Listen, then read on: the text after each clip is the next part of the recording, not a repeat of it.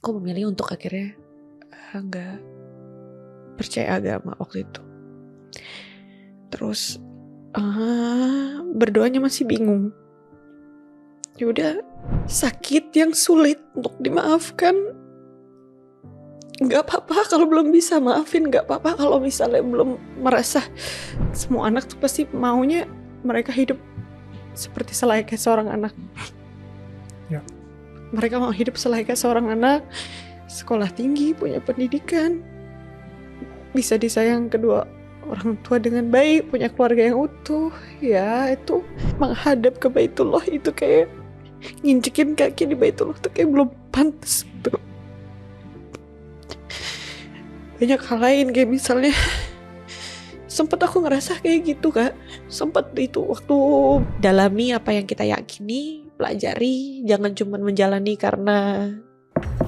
Hai, ini gue Daniel, tetangga kamu. Yuk kita mulai. Hai semua tetangga yang gue sayangin dan gue cintain. Kembali lagi di Daniel Tetangga Kamu, tempat dimana kita akan ngobrolin soal life journey dan spiritual journey para tetangga kita.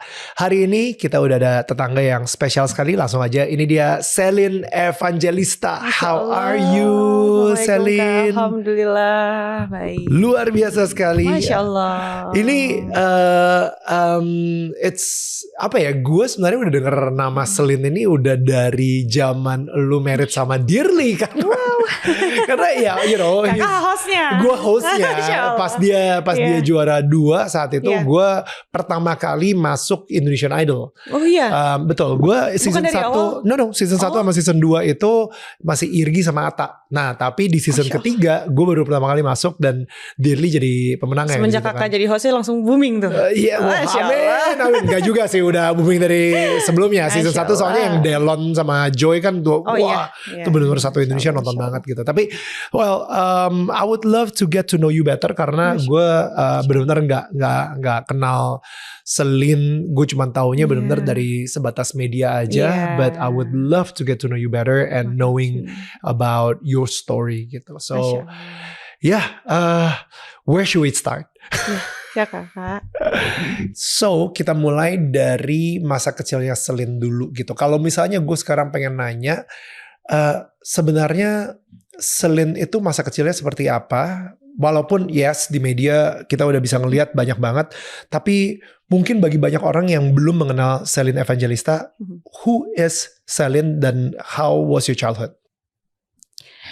Mungkin banyak ya kalau misalnya mau dibilang rahasia, enggak juga lah. Semua banyak bisa di Google apa aja cerita tentang misalnya kayak gitu ya. Tapi kadang-kadang media itu kan suka nge-twist. Melebih-lebihkan, mengurang-kurangkan. Exactly. Ya, jadi gue pengen denger realnya sendiri dari Selin sendiri gitu. Semua orang pasti punya masalah, kembali lagi ya Kak. Semua orang punya masalah di dalam keluarga. Jadi tidak mau menyudutkan satu pihak, apalagi itu keluarga aku sendiri gitu kan. Cuman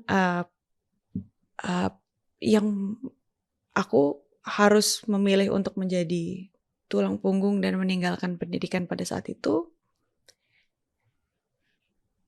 pasti semua anak maunya mereka, ini karena minta apa adanya kan Kak. Semua anak tuh pasti maunya mereka hidup seperti selayaknya seorang anak. Ya. Mereka mau hidup selayaknya seorang anak, sekolah tinggi, punya pendidikan, bisa disayang kedua orang tua dengan baik, punya keluarga yang utuh. Ya itu selayaknya semua anak pasti punya impian yang kayak gitu. Tapi kan semua terjadi karena kuasa Allah, kembali lagi. Pada saat itu kan belum ada ilmunya aku sampai sekarang ya kayak pasti marah. Iya, kok gini sih? Kok harusnya tempat yang menjadi keluarga ya? Nggak semua keluarga, cuman ya aku nggak mau terlalu spesifik gitu siapa gitu. Tapi harusnya dia kan orang yang paling sayang aku, tapi kok dia yang ngejatuhin aku.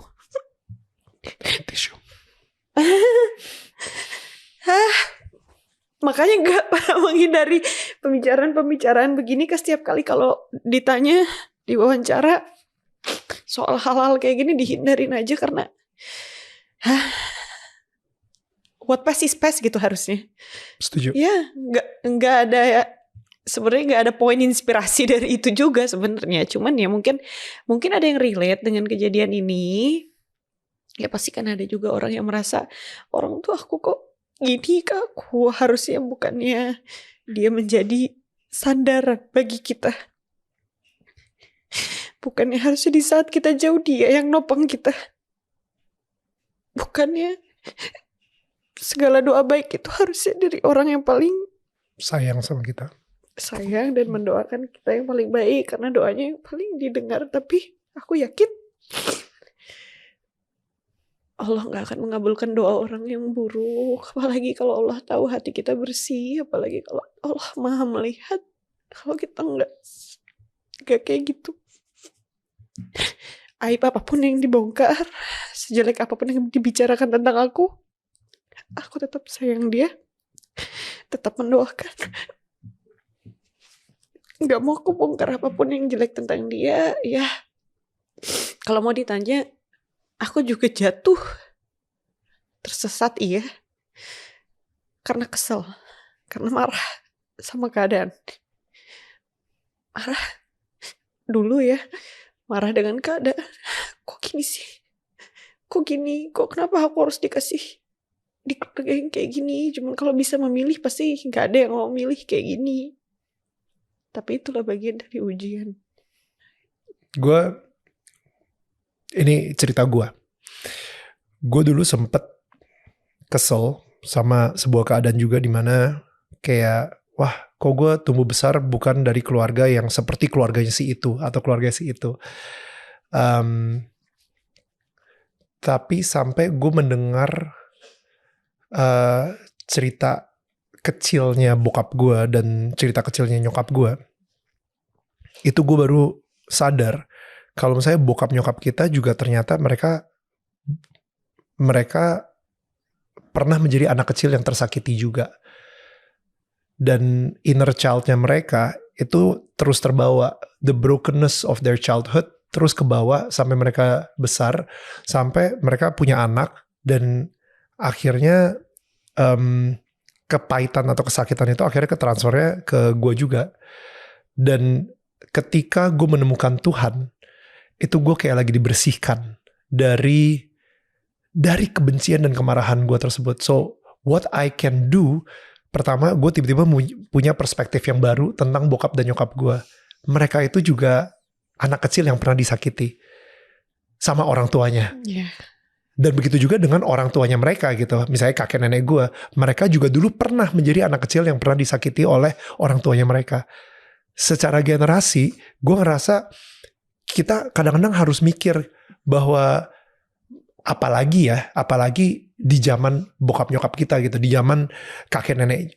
Belum ada tuh ilmu-ilmu psikologi bagaimana cara mengurus anak. Mereka belum ada buku-buku atau podcast tentang bagaimana sih supaya tidak menjadi toxic parent atau menjadi orang tua yang atau bagaimana caranya menjadi orang tua yang healthy gitu. So kesalahan-kesalahan kayak gitu akhirnya gue mengertikan banget, dan gue seneng banget Selin ngedenger dimana lo di sini hanya berbicara yang baik-baik saja.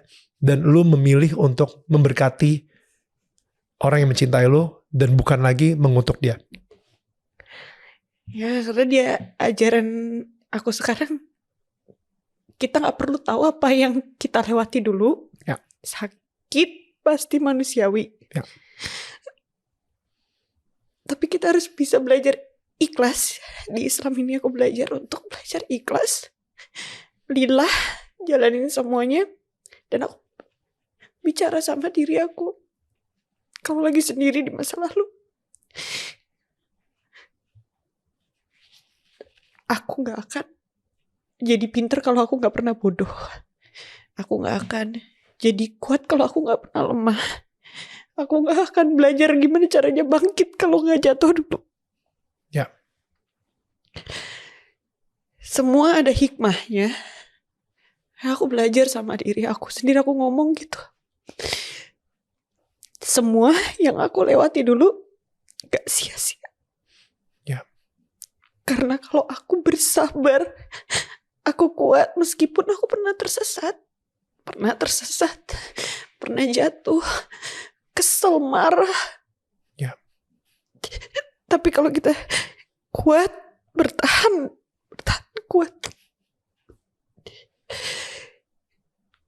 semuanya gak akan sia-sia. Karena lihat sekarang, alhamdulillah hidayah datang buat aku. Hadiahnya besar. Kalau kita kuat dan bersabar.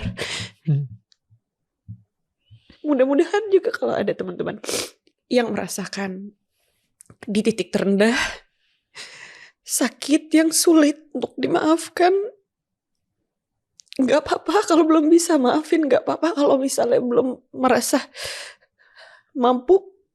Cuman kamu pasti mampu untuk bertahan dulu aja. Sabar aja dulu. Karena Allah tuh gak zolim ke hambanya. Tuhan itu gak akan zolim ke umatnya. Tuhan itu maha baik. Tuhan itu maha besar. Masalah itu terjadi di diri aku karena izin Tuhan. Tidak ada sebutir pasir pun yang bergerak kalau Tuhan gak mengizinkan. Tuhan mengizinkan kita jatuh supaya kita bisa belajar caranya bangkit, seperti yang tadi aku bilang. Tuhan mengizinkan aku sakit biar aku tahu rasanya bersyukur akan kebahagiaan yang udah Tuhan berikan. Meskipun gak sesempurna si ini, kenapa gak sesempurna si itu? Tapi aku bisa lebih kuat loh. Kalau seandainya si itu mungkin ngerasain apa yang aku rasain dulu, apa dia akan kuat? Hikmahnya banyak, bukan untuk membanding-bandingkan, tapi untuk lebih ke diri sendiri aja biar bisa belajar lebih kuat gitu. Gue selalu percaya ketika kita memaafkan seseorang bukan artinya kita 100% langsung mempercayai seseorang. Jadi memaafkan itu penting banget, tapi bukan untuk kebaikannya dia, tapi sebenarnya untuk kebaikan kita sendiri. Dan Selin, tadi yang lu lakuin itu bener banget. Fokusnya bukan lagi wah si orang ini udah ngelakuin ini ke gue, si orang ini udah gak adil banget dan lain-lain. Tapi fokusnya, spotlightnya itu dirubah ke Tuhan. Spotlightnya bukan lagi ke orang yang menyakiti kita, tapi spotlightnya di Tuhan yang mencintai kita apa adanya. Tahu gak sih Selin, kalau misalnya ngelihat dari semua media yang udah ada gitu ya, lu mungkin orang terakhir yang gue ngerasa, kok Tuhan ngasih dia hidayah? Banyak loh orang yang sekarang lebih sering ke masjid, lebih sering beraktivitas, doa dan lain-lain. Tapi ngelihat history track recordnya, kok lu ngasih hidayahnya ke seorang Selin Evangelista gitu. Itu benar-benar membuktikan kasih Tuhan ke Selin itu benar-benar luar biasa banget.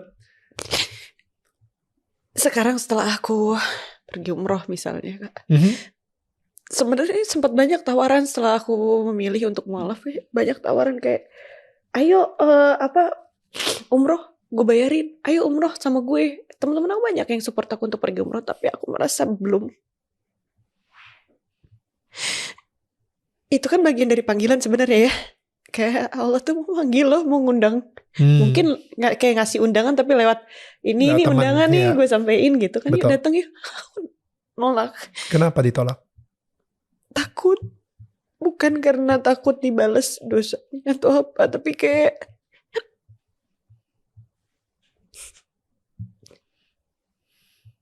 menghadap ke Baitullah itu kayak nginjekin kaki di Baitullah tuh kayak belum pantas tuh. Banyak hal lain kayak misalnya sempet aku ngerasa kayak gitu Kak. Sempet itu waktu belum ilmunya belum banyak. Masih ngerasa kotor banget. Masih kayak gitu. Dan banyak. Tapi setelah aku memberanikan diri untuk ke sana, itu aku ngerasa kalau banyak kayak orang mungkin takut pergi ke sana karena diri dia kayak ngerasa kotor, berdosa. Apa yang bikin kamu akhirnya ngerasa pantas? Aku belum merasa pantas. Bahkan sampai saat ini aja Tuhan sebegitu baik ya sama aku. Sampai aku, Tuhan kenapa sih kok baik banget? Emang apa sih yang udah aku lakuin? Tapi aku yakin Tuhan mau nunjukin rasa cintanya. Tuhan gak lihat seberapa kotor kita, tapi seberapa mau kita terus bertobat dan mendekatkan diri sama Allah dengan ikhtiar kita. Kok orang-orang susah pegang multazam? Kok aku yang gak ngerti apa-apa, Allah mudah kan? Allah bantu terus. Dengan segala jalan yang lebih... dengan segala jalan yang lebih... Maksudnya kenapa orang yang banyak yang lebih beriman ya Allah sama Allah, yang rajin sholat, yang bisa baca Al-Quran, yang lebih bisa mengenal Allah. Kenapa orang-orang aja minta setahun sekali bisa pergi umroh, ini aku bisa setiap bulan pergi umroh. Allah mudahkan, Allah lancarkan. Meskipun aku masih jatuh lagi. Ya Allah aku salah lagi, ya Allah aku jatuh lagi. Tapi ya Allah, meskipun aku masih kotor, meskipun aku masih penuh dosa, tapi Allah tahu gak sih kalau aku tuh pengen istiqomah. Aku berusaha menjalankan apa yang Allah perintahkan dan menjauhi apa yang Allah larang. Tapi meskipun jatuh lagi Kak, salah lagi, tapi aku selalu sholat tobat lagi. Setiap sebelum tidur aku gak tahu ya Kak, mungkin aku nyakitin perasaan orang, mungkin aku bikin salah tanpa aku sengaja atau dengan aku sengaja, dari ucapan, dari perilaku, dari ya bikin orang jadi kesel gitu sama aku. Selalu berusaha minta maaf sama orang, maaf ya Kak, maaf ya kalau maaf ya, dan minta maaf lagi sama Allah, ya Allah maaf ya, tolong aku nih masih banyak salahnya, masih banyak yang perlu diperbaiki dari diri aku, ego masih, tapi selalu ikhtiar berusaha.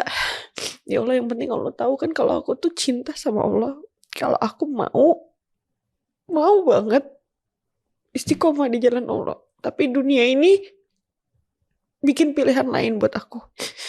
Aku bingung. Aku bilang,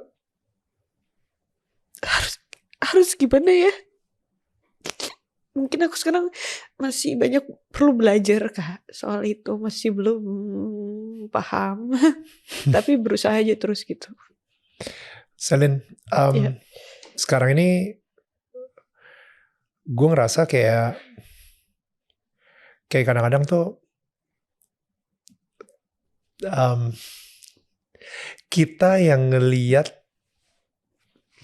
seberapa kotornya kita, padahal Tuhan ngeliat seperti apa kita di mata Dia gitu. Dan kita mikirnya kalau misalnya kita selalu kayak, wah Tuhan ini bakal ngeliat gue kotor banget. Tapi padahal Tuhan kalau misalnya ngeliat kita itu tidak dengan mata seperti itu gitu. Cuman karena mata-mata netizen dan mulut netizen dan jari-jari netizen itu yang membuat kita, iya ya sebenarnya mungkin mereka ada benernya dan mungkin gue ini memang sekotor itu. Tapi apa yang Tuhan pikirkan tentang lu sama apa yang netizen pikirkan tentang lu, menurut gue tuh beda banget. Iya gak sih? Tapi gue lebih penasaran sekarang ini, apa momennya ketika lu mendapatkan si hidayah tersebut? Turning point-nya di mana? What happened? Dan bagaimana orang yang mungkin saat ini lagi melewati apa yang pernah lu lewatin? Gue gak ngomongin soal formula, oke, lu harus ini 7 step untuk mendapatkan hidayah. Gak kayak gitu. Tapi karena itu rahmatnya Tuhan banget gitu. Itu sebuah rahmat yang kita kadang-kadang kita benar-benar usaha banget, kita minta banget, belum tentu dikasih juga. Jadi gue justru pengen tahu momen tersebut gitu, the turning point. Sebenarnya aku kan melewati banyak ya kayak kesalahan yang aku lakukan, iya, up and down semuanya aku lewatin, apa segala macem, popularitas, uang, pertemanan, pergaulan yang mengajak kepada ya yang benar yang salah gitu kan ya, jatuh lagi. Tapi ada yang kosong dan ada kayak ketidakpuasan dalam setiap hal yang aku lakukan gitu. Di samping rasa kritis aku, mungkin aku kadang-kadang tuh suka kepo dengan sesuatu hal yang harus mendalam gitu. Apa sih ini? Sebenarnya aku sempat, itu turning point ya, karena kekosongan. Akhirnya aku mencari kedamaian. Oke. Aku sempat memilih untuk cari tahu ini apa, aku dalemin yang ini bagaimana, agama ini bagaimana, Sure. agama ini bagaimana, karena aku pengen belajar. Cuman mungkin aku menemukan jawaban itu di Islam ini, gitu, di agama Islam. Dan nah, momen itu kapan? Ketika waktu itu aku memilih untuk kayaknya agama tuh buatan manusia deh, waktu itu aku pilih gitu. Kayaknya Tuhan mengajarkan kita untuk beribadah kepada Tuhan aja. Aku pusing, kok aku gak dapat ketenangan dari semua yang aku cari. Ya. Kenapa sih kok ini gini, aku belajar pokoknya. Sure. Terus kayak gak masuk akal, ini kok gini, tapi kok harus gini, tapi kenapa begini ya. Akhirnya aku memilih untuk waktu itu belum belajar Islam dalam banget, cuman memang suka mempelajari banyak gitu kan, cuman diem gitu. Jadi waktu itu aku udahlah, aku karena nggak ada guru, nggak ada yang ngarahin juga, belum kita kan kayak rombang-ambing ya, semuanya aku pelajarin. Aku memilih untuk akhirnya nggak percaya agama waktu itu. Terus berdoanya masih bingung. Ya udah, doa dengan cara yang sebelumnya. Terus kata teman-teman aku yang alhamdulillah mereka bersabar untuk membimbing aku. Karena kan nggak mudah jalan menuju hijrah tuh, nggak. Kata orang hijrah itu mudah, enggak buat aku. Dengerin murotal kalau lagi bingung katanya. Dengerin murotal aku tambah bingung, aku nggak ngerti. Sorry, murotal tuh apa nih?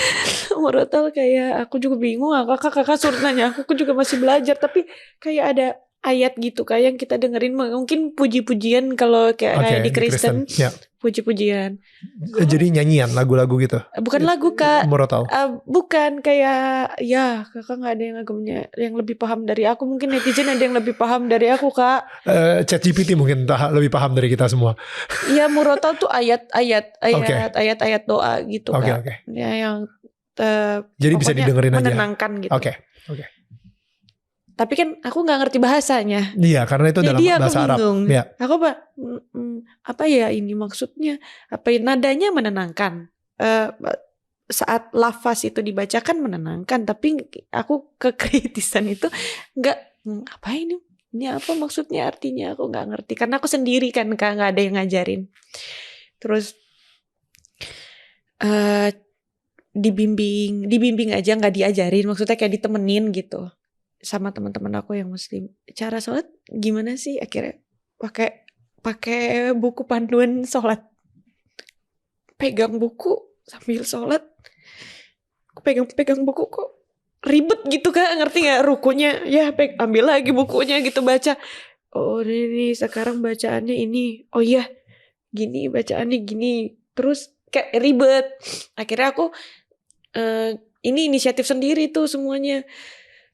Coba dong, sama teman aku kan ada, coba dong sholat di depan aku mau denger gimana bacaannya, gimana ininya biar aku hafalin. Tapi gak hafal juga, emang sulit ya, gak hafal juga.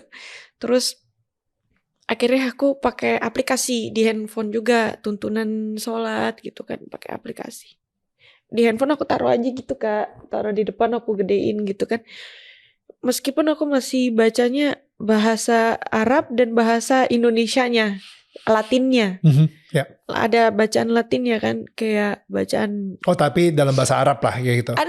Kan ada tulisan Arabnya, ada gambarnya, ada videonya. Jadi aku tinggal ngikutin Kak. Semua lengkap lah. Iya. Terus apa arti bacaan dari yang aku baca? Right. Iya. Apa arti bacaan yang aku baca? Aku baca lagi bahasa Indonesianya. Oh ini artinya gitu. Terus habis gini kita ngapain? Oh ini. Terus pada saat sujud, kan sujud kepala tuh harus kena sajadah. Right. Kena sajadah itu harus kena sajadah terus. Tapi kan aku bangun lagi Kak karena baca. Karena baca. Oh subhana rabbiyal a'la wa bihamdihi gitu. Apa artinya ya? Kayak gitu Kak. Tapi pada saat awal-awal aku lebih sholatnya kayak pakai bahasa Indonesia aja lah gitu. Soalnya aku gak ngerti bacanya gitu. Kayaknya kalau bahasa Indonesia aku lebih kena di hati. Kalau aku baca yang waktu itu bahasa Arabnya meskipun Latinnya aku baca, aku nggak ngerti apa yang aku baca. Akhirnya aku bahasa Indonesia aja gitu. Tapi lama kelamaan setelah ngerti bahasa Indonesia kan udah hafal ya intinya itu artinya gitu. Betul. Jadi memang sunahnya kan kita bahasa Arab gitu. Jadi ya itu dia bagian dari ikhtiar step by step akhirnya bisa lebih tahu lagi, lebih kenal lagi gitu Kak perjalanannya. Ya sempat merasa pusing juga, sempat nggak mau percaya juga karena belum tahu ilmunya, nggak ada yang ngebimbing juga. Maksudnya ada yang ngebimbing, nggak ada yang ngajarin. Gimana sih Kak? Paham nggak? Ngerti. Ada yang nemenin teman aku sesama Islam, tapi dia juga ilmunya juga. Maksudnya ya Islam aja gitu. Maksudnya tahu cara sholat, tahu cara zikir, tapi nggak ngerti ilmu fikihnya, nggak ngerti gimana ininya gitu, belum paham gitu. Terus kalau mau nanya waktu itu ke beberapa guru agama, kok aku bingungnya, kok aku nanya sama ustadz ini jawabannya ini nggak boleh, tapi nanya sama ustadz ini yang ini boleh. Yang benar yang mana? Aku bingung gitu karena ternyata di dalam satu itu banyak perbedaan sama ternyata di agama yang sebelumnya juga banyak perbedaan meskipun satu tujuan.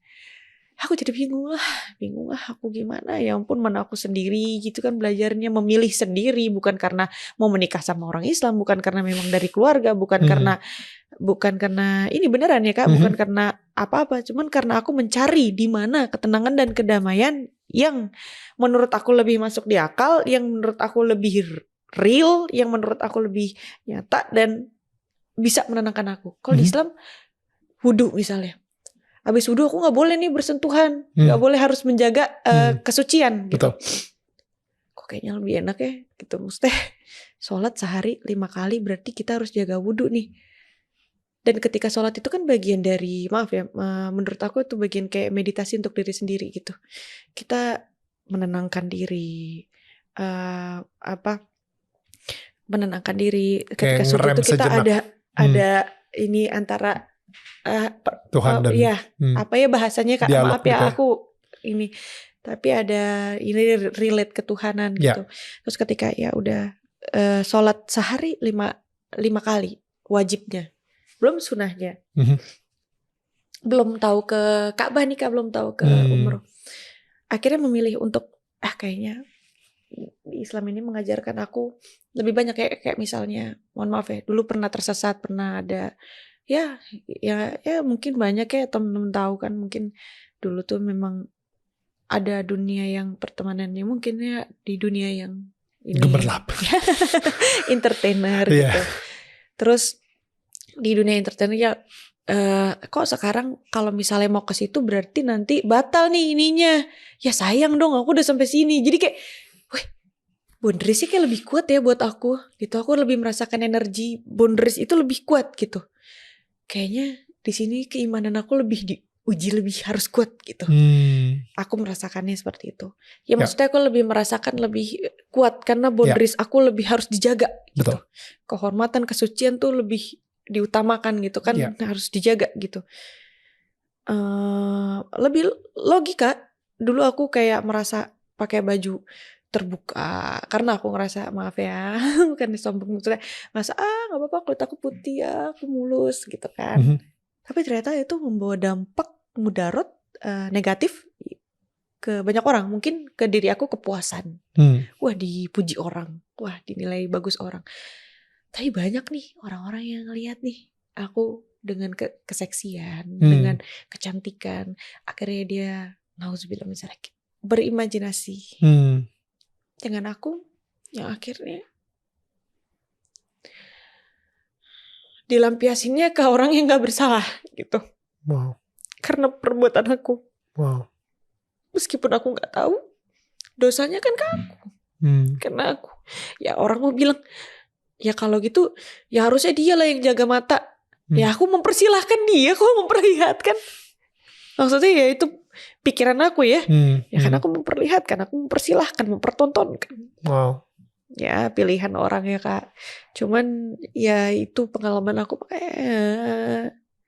memperdalam lagi, belajar lagi. Oh tahu ilmunya ternyata, oh ada ilmunya kenapa ke situ. Oh ternyata ini yang membuat ini begini, nanti dosanya jadi gini, nanti dosanya jadi gini ya karena takut Kak intinya. Jadi wah banyak ya ternyata yang memang kenapa dilarang karena ada mudaratnya. Mudarat again itu ayat. What is mudarat? Mudarat itu kayak dampak negatifnya. Oke. Lebih banyak. Oke. Mudarat tuh bahasa Arab ya, maksudnya dampak negatifnya lebih banyak. Right. Untuk kalau kita melakukan ini dampak negatifnya lebih banyak. That's good. Ya, kenapa kamu nggak boleh begini? Karena nanti negatifnya ini, positifnya ternyata cuma di sini doang gitu. Jadi mudarat dampak negatif ini lebih banyak gitu. Jadi lebih baik nggak usah dilakukan gitu. Oke. Nggak usah dibicarakan, nggak usah diomongin, nggak usah dilakukan, nggak usah diperlihatkan gitu. That's good. Yeah. Iya, kayak gitu Kak. I think gue lumayan bukan lumayan ya. Gue seneng banget, Selin. Seneng banget, bahagia banget. Ketika seseorang itu yang tadinya hanya mengetahui kegelapan, tapi dia sekarang mengenali yang namanya terang.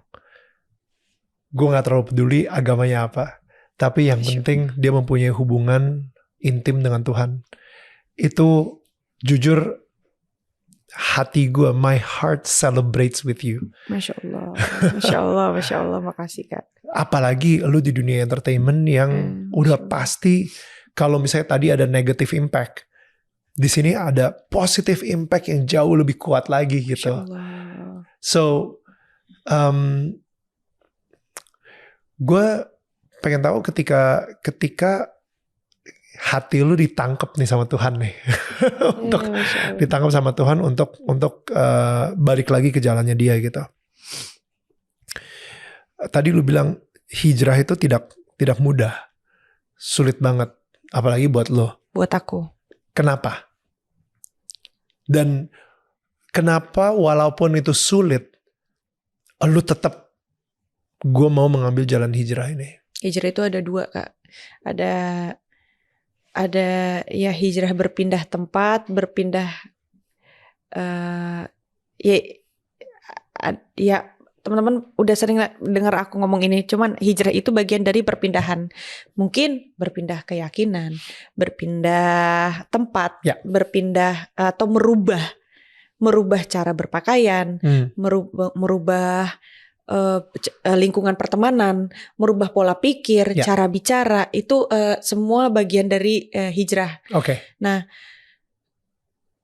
yang membuat aku kesulitan ya banyak hal Kak, karena gini, hijrah itu kan ada mungkin orang yang berpindah karena alasan sesuatu hal, yang mau nggak mau ya dia harus berpindah. Contoh yang tadi lu bilang, kalau misalnya dia mau nikah sama orang yang beda keyakinan, akhirnya dia mau nggak mau hijrah. Mungkin. Kalau misalnya apalagi ya? Mungkin karena nggak usah pindah agama ya, misalnya tuntutan ya harus pakai hijab, misalnya kayak gitu. Ya karena keluarganya menuntut dia pakai hijab. Mungkin kayak gitu. Mungkin. Itu termasuk hijrah juga. Walaupun hijrah, dia Muslim sebelum pakai hijab dan pakai hijab itu bagian dari hijrah. Ya mungkin lagi yang lebih dalam lagi, nanti yang tadinya pakainya masih masih pakai hijab yang kayak gini, lalu dia pakai hijab yang lebih syar'i, yang panjang, pakai niqab. Itu bagian dari hijrah lagi Kak. Dari kayak gini kita hijrah lagi ke situ gitu. Perubahan, perpindahan itu bagian yang gampang kalau dilakukan karena manusia.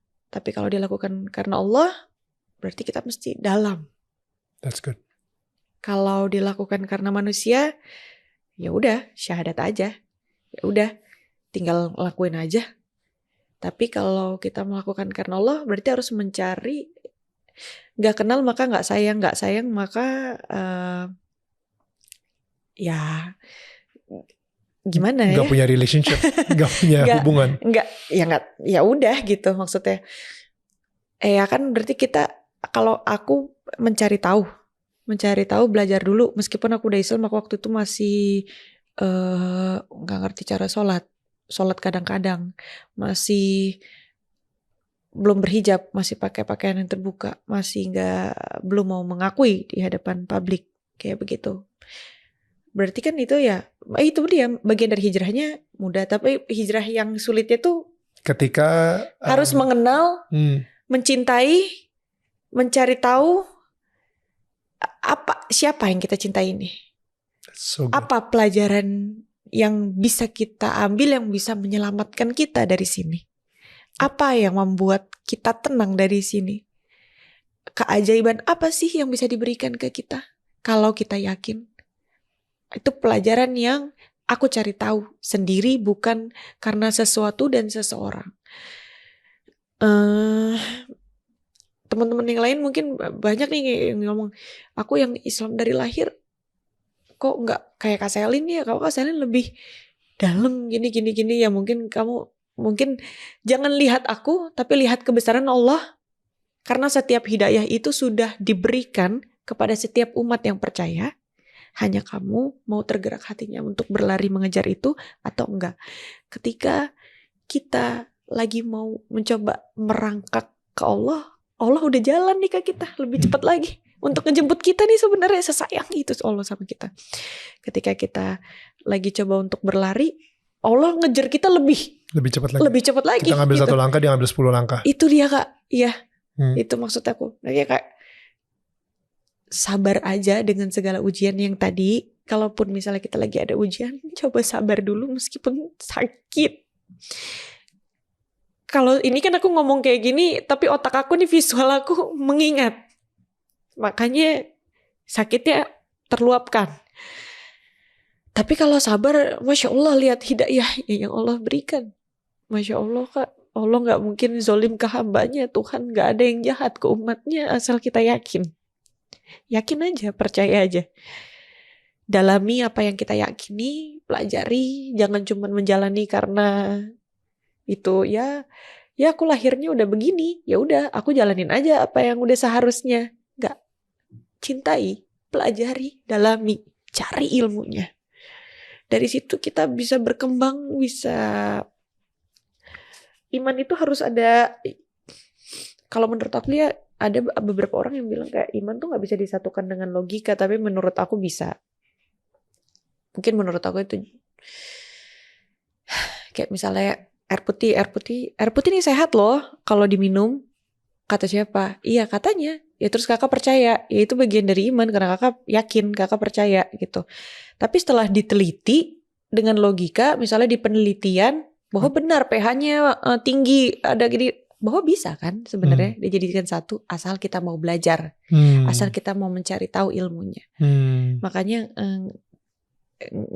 nggak ada kata terlambat sih, meskipun lahirnya udah Islam, meskipun emang dilahirkan dari Islam, ataupun yang baru belajar jadi mau hijrah jadi Islam, atau mungkin mau lebih baik lagi di dalam suatu keyakinannya, pelajarin, nggak dalamin, jangan cuma mengikuti proses yang memang udah ya udah aku harus sholat di jam segini, ya aku jam segini harus ibadah, ya aku ritual banget. Itu sebuah ritual yang biasa, meskipun suatu kewajiban yang harus dilakukan, tapi kamu kenal nggak apa makna dari itu?